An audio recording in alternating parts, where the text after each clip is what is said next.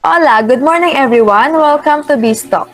So now let's delve into another company, the JG Summit Holdings, which is the umbrella company for Filipino-Chinese tycoon John Gokongwei's business ventures. Gokongwei was the Philippines' fifth richest man in 2013, according to media outlet Forbes. The owner of this one is very popular in business. For sure, you all know him, but sadly, we're not be able to talk to him because of his busy schedule. Business-related matters. Now, we're given a chance to know more about them and their firm by the help of their representatives. We're going to interview them about their fundamental information.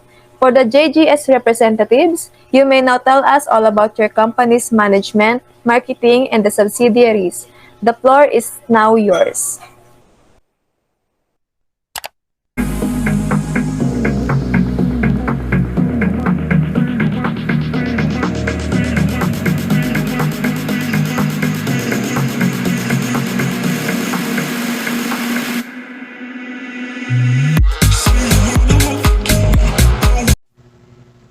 Good morning, investors and audience.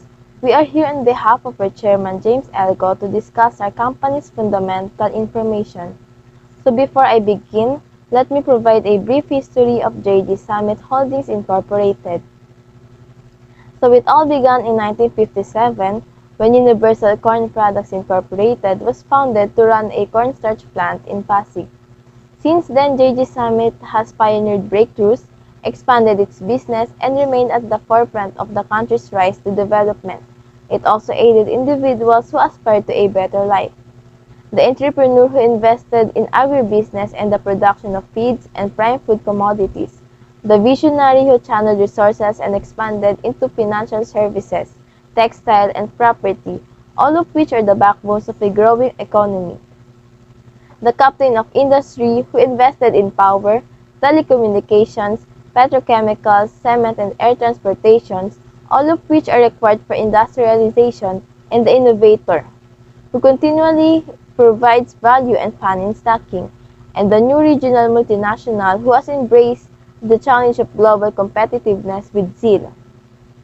JG Summit also has its vision to be the leading conglomerate in the Philippines with an established and viable global presence, and our mission is to make life better for every Filipino. Unrelenting commitment to provide our customers with better choices, creating shared success without stakeholders is our purpose. And by 2024, JG Summit Holdings Incorporated will solidify its position among the largest conglomerates in the Philippines. Now let me introduce to you our board of directors. The chairman of JG Summit Holdings is James L. Go. The president and chief executive officer is Lance Y. Gokongwei. Directors of our company are as follows: Lily G. Ngo Chua, Patrick Henry Sigo, Johnson Robert G. Go, and Rubina Gokongwei Pe. And we also have Chief Justice Artemio V. Panginiban Jr., Jose T. Pardo, Renato T. De Guzman, and Antonio Elgo as our independent directors. To our core values, those values we hold to form the foundation on which we perform work and conduct ourselves. These are the practices we use every day in everything we do. We have passion to win. And by being entrepreneurial and proactive, we deliver more than what is asked for and endear ourselves to above us our customers. We continuously challenge ourselves to strive for excellence. We also have dynamism, wherein we build a culture that thrives on collaboration and innovation to meet constantly changing consumer needs. Aside from that, our business is built on trust and honor, making products of the highest standards, and we are unafraid to try new things we discover and go on a journey where others dare not venture and deliver our promise to delight. We possess an indomitable spirit with a lot of grit. Now let's tackle the business model of JG Summit. As shown in our model, we will continue to strengthen and maximize the potential of our core businesses by implementing key initiatives to ensure that we remain significant players in the industries and markets in which we participate. In addition, we will create new growth engines by expanding into new markets such as infrastructure and logistics. We plan to expand our banking operations over the next 5 years, and we will constantly assess the role of our minority investments. We will also create value as a result of digitalization. With our DTO in place, The group already has the support and expertise required for our digitalization initiatives. We will implement anchor projects to digitalize some of our SBU's processes. We will also establish a data analytics group to examine our customers' behavior in order to find better ways to serve them through group-wide loyalty programs. And for our demand and supply, market conditions for olefins are challenging. Due to ample supply, aromatics are expected to remain in demand in 2021. However, the market recovery in polymer demand, which began in the second half of 2020, is expected to continue in both domestic and export markets in 2021. The local market's demand is expected to strengthen further as COVID-19 movement restrictions ease and several key business sectors resume partial or full operations. In terms of our competitive advantage, given the current business realities and market dynamics, the Gokongwei Group's organizational transformation has undergone adjustments. At the corporate level, the organization has revisited its parenting model in order to adapt to new ways of working while remaining competitive. The corporate center is transitioning its control over the various SBUs from a highly centralized authority to a learner and more flexible center that prioritizes governance and collaboration. The new modes of operation are based on digital acceleration and values-based leadership. All of these transformational initiatives aim at preserving the group's competitive advantage and overcoming uncertainties and difficult business conditions. As a result, the corporate center has undergone an organizational redesign, with the corporate offices being reduced from 18 to 7 direct reports to the JG Summit President and CEO. This enables the President and CEO to concentrate on group-wide strategic initiatives while empowering the SBUs to run their own operations. And JG's business units adhere to a strict enterprise accreditation policy to ensure a successful supply chain. This policy ensures that the businesses transact with reputable and reliable suppliers who are in compliance with applicable environmental, labor, health and safety regulations. We also have our strategy wherein URC sells its branded food products primarily to supermarkets, as well as directly to top wholesalers, convenience stores, large-scale trading companies, and independent business managers who in turn sell their products to other small retailers and downline markets. Now that we are done discussing the management and marketing part of our presentation, JG Summit Holdings Incorporation also have subsidiaries companies, which are Universal Urbina, Robinsons Land Corporation, Cebu Pacific, Robinsons Bank, JG Summit Petrochemicals Group, PLDT, Meralco, United Industrial Corporation or UIC, and Global Business Power, that will be discussed by our subsidiaries representatives. Hello, good day everyone. So the first subsidiaries of JG Summit Holdings Incorporated is Universal Robina Corporation. Universal Robina Corporation or URC is one of the largest branded consumer food and beverage product companies in the Philippines. The company has a significant and growing presence in the ASEAN. It is among the Philippines' pioneers in the industry. It has been operating for over 50 years since Mr. John Gokongwei Jr. established Universal Corn Products Incorporated in 1954, a cornstarch manufacturing plant in Pasig City. URC has built 3 strong regional brands over the years: Jack and Jill for snack food, C2 Cool and Clean for ready-to-drink tea, and Great Taste for coffee. Mr. John envisioned URC to become a premier food and beverage player across the ASEAN region with strong market position. URC key to success has been attributed to building strong brands, robust product innovation pipeline, and world-class manufacturing and supply chain capabilities. The mission of Universal Robina Corporation is one of the largest branded food product companies in the Philippines and has a growing presence in other ASEAN markets, while its vision is to be the best Philippine food and beverage company with a powerful presence throughout the ASEAN region, carrying a wide portfolio of delightful brands of exceptional quality and value, equipped with efficient systems and motivated people. We are committed in making lives a truly fun experience. So the next one is Robinsons Land Corporation. Robinsons Land Corporation or RLC is one of the Philippines' leading real estate companies and most reputable developers of mixed-use properties, office buildings, residential condominiums, as well as land and estate developments, including socialized housing projects located in key cities and urban areas nationwide. RLC also leads in the development and operation of lifestyle shopping malls and hotels. Robinsons Land Corporation was incorporated on June 4, 1980 to serve as the real estate investment arm of JG Summit Holdings Incorporated. RLC's operations are divided into 5 business divisions, such as the commercial centers, residential, office buildings, hotels and resorts, and industrial integrated developments. Robinsons Land Corporation mission is committed to developing vibrant, delightful, and lasting real estate developments that create a catalyst for new opportunities and a better life. Led by motivated, innovative, and entrepreneurial-spirited individuals dedicated to serving the ever-changing needs and aspirations of our customers, creating ideas that are bigger and sharing dreams that give birth to new ones. While its vision is Robinsons Land Corporation will be the leading real estate company, creating value for shareholders and making a positive difference to customers, employees, and business partners. So next subsidiary is Cebu Pacific. In March 1996, Cebu Pacific or CEB entered the market with a promise to give low fare, great value to everyone who wanted to fly. Cebu Pacific is the largest carrier in the Philippine aviation industry, offering low-cost services to more destinations and routes with higher flight frequency within the Philippines than any other airline. Cebu Pacific flies to 36 Philippine and 25 international destinations across Asia, Australia, and the Middle East. They are also the preferred and dominant air cargo carrier in the Philippines, providing competitive, fast, and straightforward air cargo services to an extensive network for individual shippers and cargo agents. CEB offers the lowest year-round light fares for its destinations.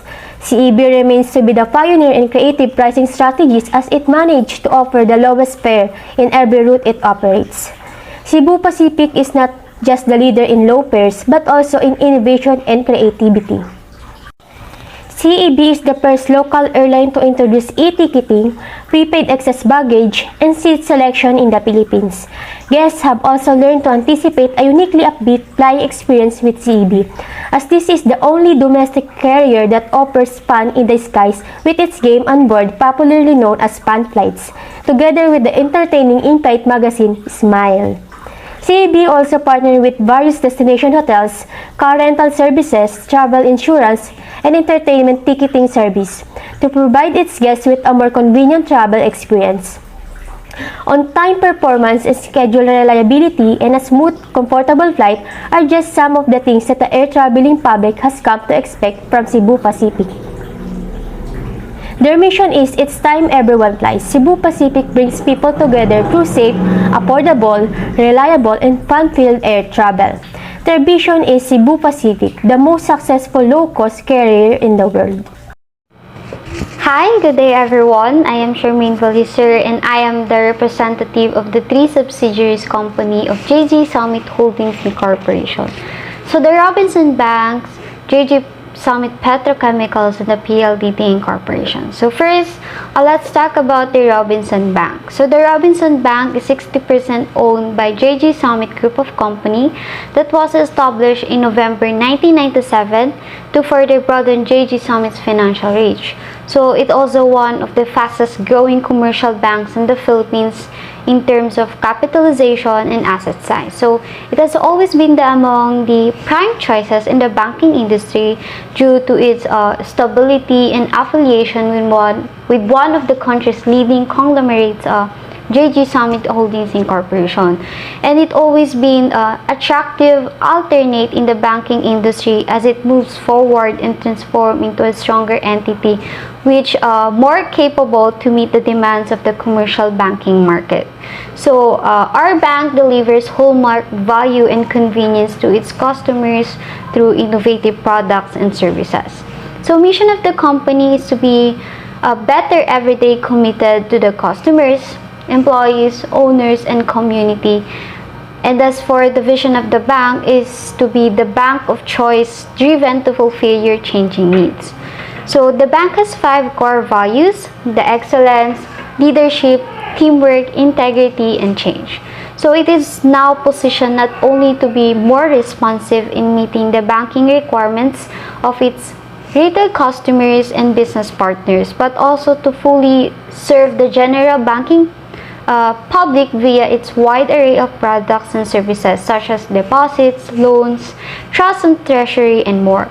So Robinson Bank continued to deliver a solid financial performance in 2020, notwithstanding the impact of COVID-19 pandemic. So during this challenging time, the bank posted a record net income of 935 million pesos in 2020, which is 30% higher than year 2019.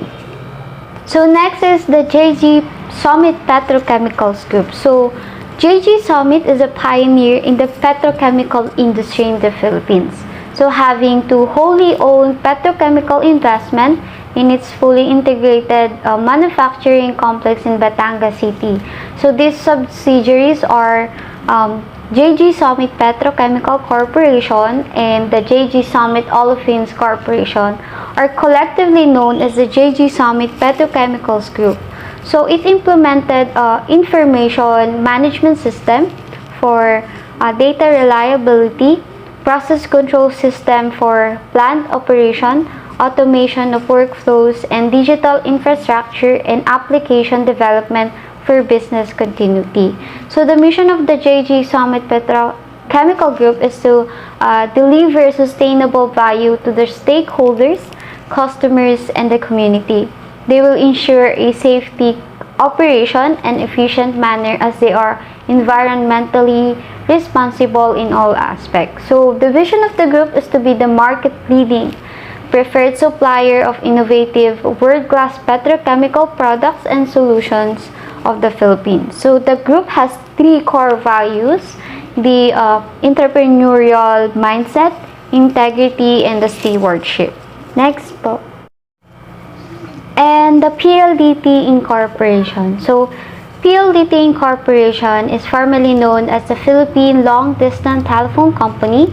It is incorporated in November 28, 1928. So it is the leading telecommunication service provider in the Philippines. So through its principal business groups, fixed line, wireless, and others, PLDT offers a wide range of telecommunication services across the Philippines' most extensive fiber optic backbone and fixed line and cellular network. So PLDT is listed on the Philippine Stock Exchange, and its American depository shares are listed on the New York Stock Exchange. So PLDT has one of the largest market capitalization among the Philippine listed companies. The JG Summit currently holds an 8% stake in the PLDT. So PLDT aims to empower Filipinos everywhere with customer-focused digital innovations that unlock and share their infinite potential. And the vision of the PLDT is to lead and inspire Filipinos to create a better tomorrow. So that's all for the 3 subsidiaries company of the JG Holdings Incorporation, the Robinson Bank, JG Summit Petrochemicals Group, and the PLDT Incorporation. So for the last 3 subsidiaries, namely the Manila Electric Company or also known as Meralco, the UIC or the United Industrial Corporation, and the GBP or the Global Business Power, let me give a brief information about them. Meralco is the largest private sector electric distribution utility company in the Philippines, covering 36 cities and 75 municipalities. Meralco celebrates 118 years of service this year and is still committed to providing reliable and affordable energy. Meralco was considered as one of the JG Summit Holdings subsidiary, for it is currently holding 29.56% stake in Meralco, and it is also currently under the lead of Manuel V. Pangilinan, the chairman of the board of directors. Meralco's vision is to be a world-class energy solutions provider, powering the nation and empowering the people today and for generations to come, while its mission is to provide customers the best value energy solutions reliably, affordably, superbly, and sustainably. Meralco also set 7 core values to be applied and performed within the organization or in any business-related activities. The 7 core values are excellence, customer centricity, sustainability, integrity, innovation, malasakit, and bayanihan that is set to form a foundation in the business industry. Next is the United Industrial Corporation, which has the majority equity of Singapore Land Limited that was considered a well-established property company in 1990. UIC is also a Singapore-listed company whose core business is property development and investment, and as what I have mentioned, has an acquisition of majority equity of Singapore Land Limited. It is also under the lead of Dr. Wee Cho Yao, the chairman of the board of directors. JJ Summit Holdings Corporation was considered as one of the largest individual shareholders of UIC since it holds 37% stake of the company. UIC's vision is to elevate communities and inspire the future through inclusive environments. On the other hand, its mission is to create environments that build strong communities through making sustainable social, economic, and environmental change consciously. It also sets 4 core values to be observed and maintained in doing business. The 4 core values are people and planet, we not I, adapt to thrive, and always be learning. These 4 core values focuses mainly on the development of the environment amidst changes and connecting with the people through strong communication. The last subsidiary of JJ Summit Holdings Corporation is the GBP or the Global Business Power. GBP is a holding company that has become a leading independent power producer in the Visayas region and Mindoro Island. It is also one of the few to offer flexible energy solutions for varying power requirements through diversified power generation facilities that are capable of supplying base, intermediate, peak load, and ancillary support. GBP is also under the lead of Manuel V. Pangilinan, the chairman of the board, and since JJ Summit holds a 30% stake in GBP, it is considered as its subsidiary.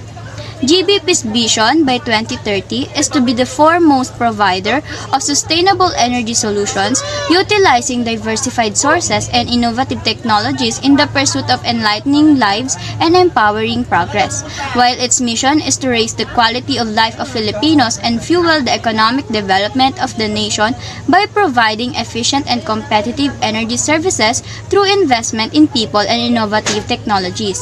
Just like the other subsidiaries, GBP also has its own core values, which includes passion for excellence, innovation, ownership, integrity, care for environment, teamwork, and care for employees, which aims to provide high quality of service while maintaining its position in the industry. Wow, that's very impressive. Being the largest conglomerates in the Philippines with business interests in different industries such as air transportation, banking, food manufacturing, hotels, petrochemicals, real estate and property development, and many more. I wish to be a part of them, huh? Okay, now investors, we already know some of their information. Of course, we wanted it to be more explained and elaborated. So, in terms of your operations like logistics, quality control, resources, and more, what happened to its financial conglomerate despite of having an economic shutdown brought by the pandemic? Can you tell us more what is the effect of it? So, yes, that's right. But I'll discuss first about our operations. So, I'll start first in our quality control. Our company, JJ Summit Holdings, recognizes sustainability as a fundamental element of our operations. These sustainability practices highlight the importance of safeguarding our business from external risk. As captured by the group-wide sustainability agenda, these targets pave the way for an enduring Gokongwei Group legacy of an economic, environmental, and social impacts that contribute to our long-term inclusive development. Our sustainability framework or quality control is supported by 5 key areas. First is the company's climate action. So since the climate change has exposed our operation to potential risk, we try to address them by putting systems in place to identify the climate-related risk and develop mitigation plans. Among JJ's climate risk measure is the Cebu Pacific Airlines real-time weather forecasting system, which enables the airline to avoid flying in hazardous conditions. We also take the initiative to pursue solar energy for Robinson Land Corporation, while both solar energy and biomass-fired power for Universal Robina Corporation. Next is the success shared. As our core purpose states, we are committed to create long-term value and wealth for our stakeholders. In fact, despite of the public health and economic crisis, our company fulfilled its financial obligation to employees, suppliers, capital providers, and government. We also made investment, donation, and contributions to communities affected by the pandemic. As for creating better choices, ensuring our customer safety and well-being is guided by our purpose to provide customers with the better choices. Each subsidiary ensures the consistent delivery of quality and excellence to consumers. We try to adapt in the fast-changing market to offer products and services that are not just innovative and accessible, but are also relevant to the public present needs.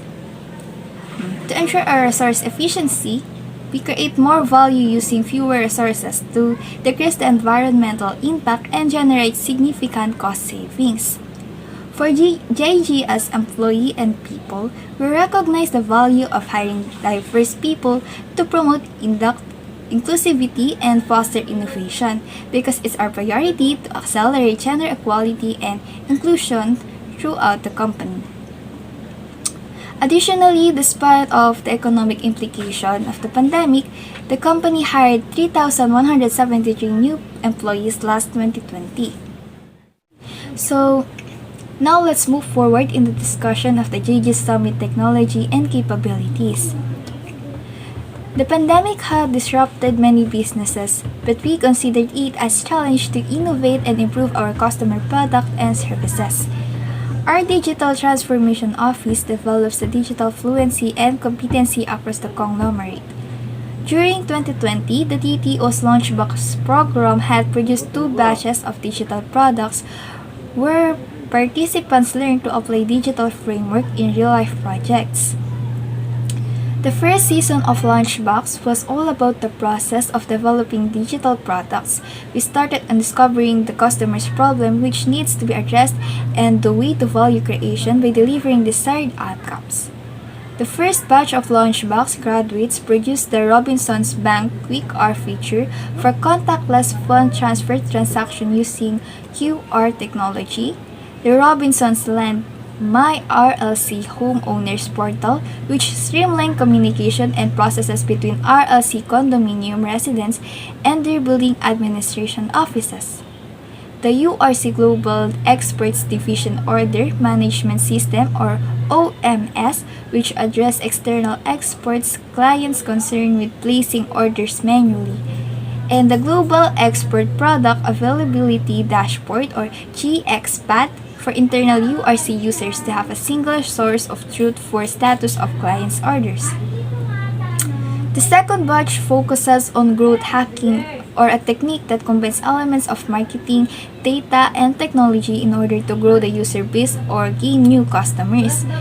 This digital transformation leads trained teams representing the Universal Robina Corporation social commerce via URC Distributor Network Facebook page, the Robinsons Bank RB's Bank Digital Mobile App Revamp, and Robinsons Land Ring Rob Concierge.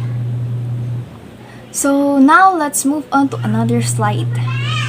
So our logistics. Since 2019, the JJ Summit has been in joint venture with DHL Supply Chain. To give you a brief idea, the DHL Supply Chain is a global market leader for contract logistics solutions.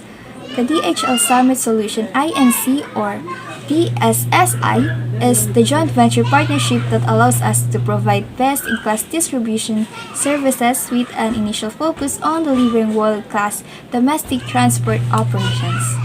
Currently, the DSSI is serving the Luzon transport requirements of Universal Robina Corporation, and it will be soon support the rest of the JJ Summit ecosystem and external customer to capitalize on the market growth opportunities in the Philippines. So, now let's discuss the resource efficiency of JJ Summit. So, beyond the effects of the coronavirus, we are working on promoting energy efficiency and increasing the capacity of our renewable energy. As we can see on the diagram in 2020, the JJ Summit consumed 17,206,631 gigajoule of energy across all SBUs. It's a 56% decline from the previous year. So this is caused by a huge drop of energy consumption of the Cebu Pacific Airlines and Robinson's Land Corporation after the nationwide lockdown and restriction travels. Now let's move forward in reducing the greenhouse gas emissions. Due to reduced operation throughout the JG Summit, the direct greenhouse gas emission from business operations and indirect emissions, including the grid-sourced electricity, had sharply declined by 46 and 35%.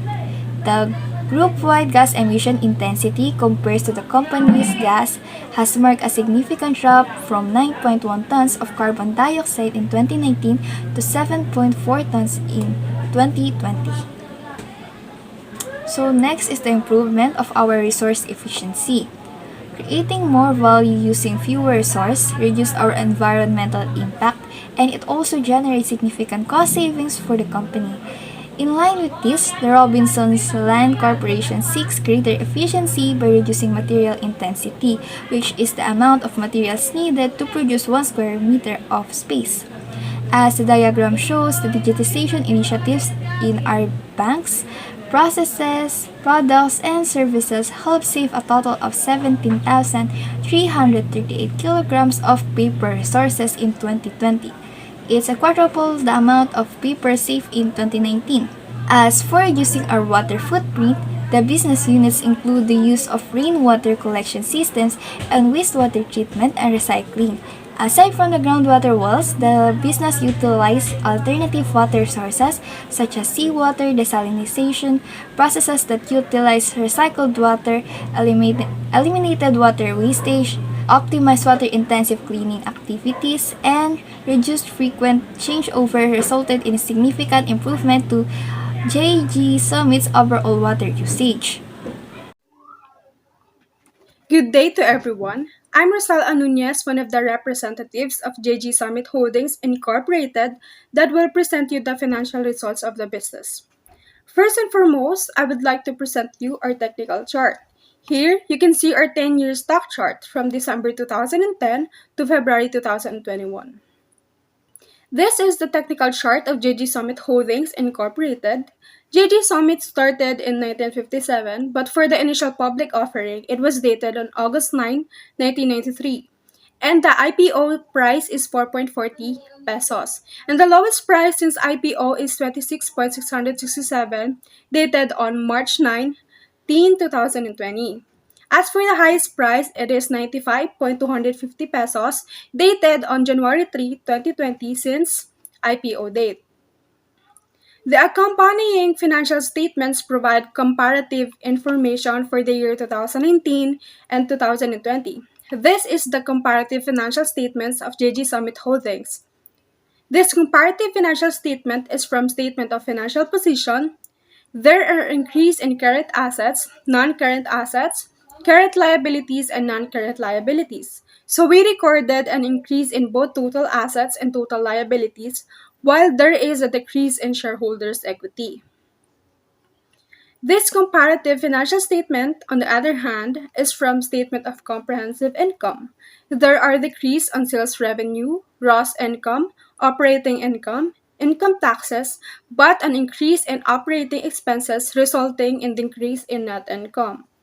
Here you can see the consolidated Statement of Financial Position, Comprehensive Income, and Statement of Changes in Equity of JG Summit Holdings of year 2019 and 2020.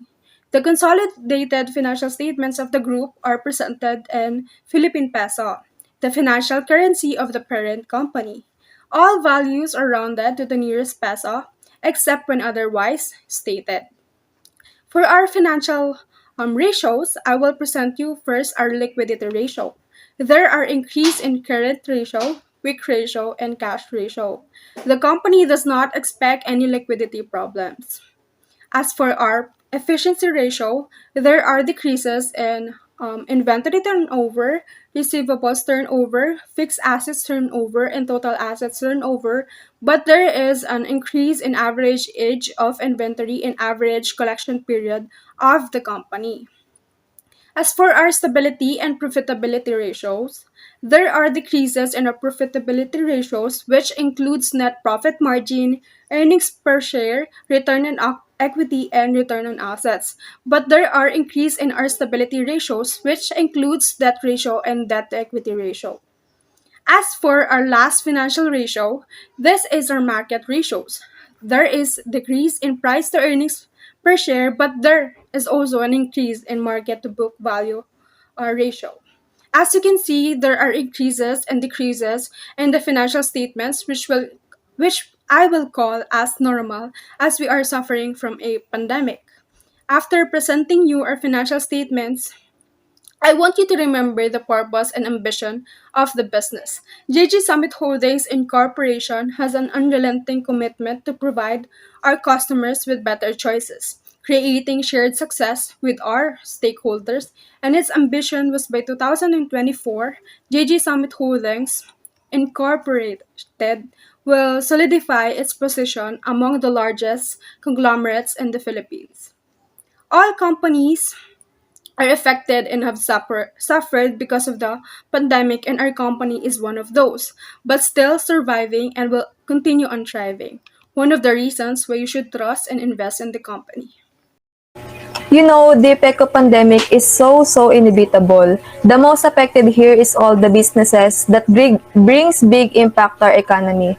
According to Lance Gokongwei, the president and CEO of JG Summits Holdings Incorporated, just as my father saw the Second World War as a great equalizer, this pandemic has also been an equalizer.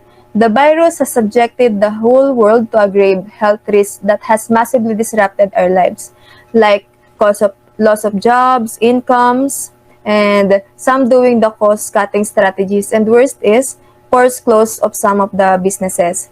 But still, we are grateful because JG Summit still able to manage their financial distress despite all of the challenges along the way. They believe that if they live out of their values of entrepreneurial mindset, integrity, and stewardship to deliver their purpose, no challenge is insurmountable, Gokongwei added. Lastly, always remember what Charles Darwin said. It is not the strongest of the species that survives, nor the most intelligent that survives. It is the one that is most adaptable to change. I hope everyone instilled from the JG Summit Holdings Incorporated. Have a great day ahead, everyone, and thank you to all our attendees, investors, and of course to the representatives of the JG Summit Holdings Incorporated. I hope to talk to you again soon and be part of your largest family. Bye. Thank you. Thank you. Thank you. Thank you, everyone. Everyone, bye.